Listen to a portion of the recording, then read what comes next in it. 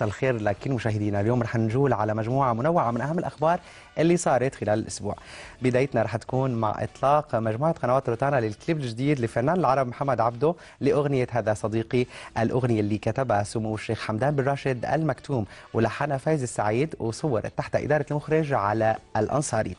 الكليب تميز بصور بين تركيا ودبي، جمع بين صديقين، وترجمت كلمات الأغنية اللي صاغها سمو الشيخ حمدان بن راشد المكتوم واللي حملت معاني سامية وراقية عن الصداقة، وتفردت بكلمات عذبة وقوية، وحملها صوت فنان العرب الرائع وحولها بالصورة الجميلة المخرج على الأنصاري.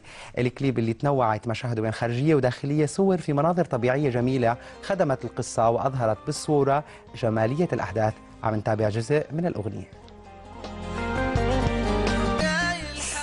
طبعا أيام عدة استغرقها التصوير اللي عم نشاهد هلأ جزء من وراء الكواليس.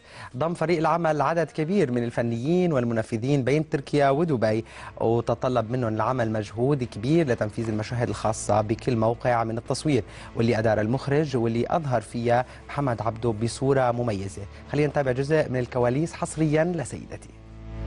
3, 2, 1 and action. Hayır onları beğenmezsiniz. Çiçekte verebilir mi? Tamam ne ya? Yen. Cut. Kestik. Play that.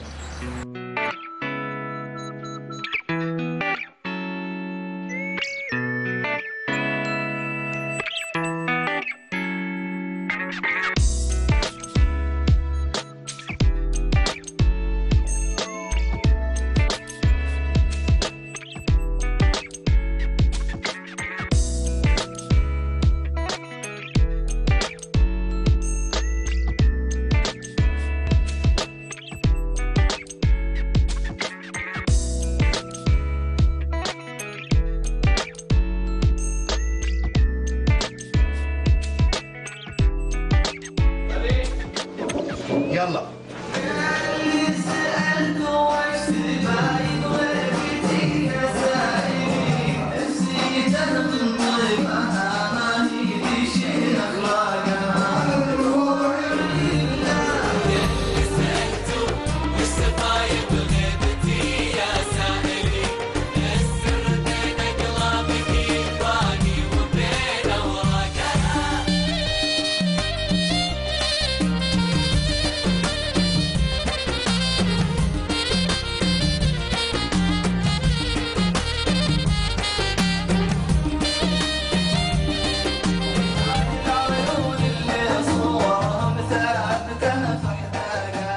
شو رأيك؟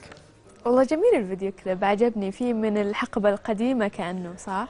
انه ايه هو اجواء اللي تصور فيها الكليب بتركيا، هيك فيها شويه جو شتوي كلاسي، بتحسيه هيك حميمي. راقي حميمي، وبعدين تناولت قصه كمان هيك ظريفه. طالع محمد عبده كمان شوي مغير شكل بهذا الكليب، طالع أصغر كمان في العمر شكله. هو كل ما شاء الله عليه كل ما عم يصغر.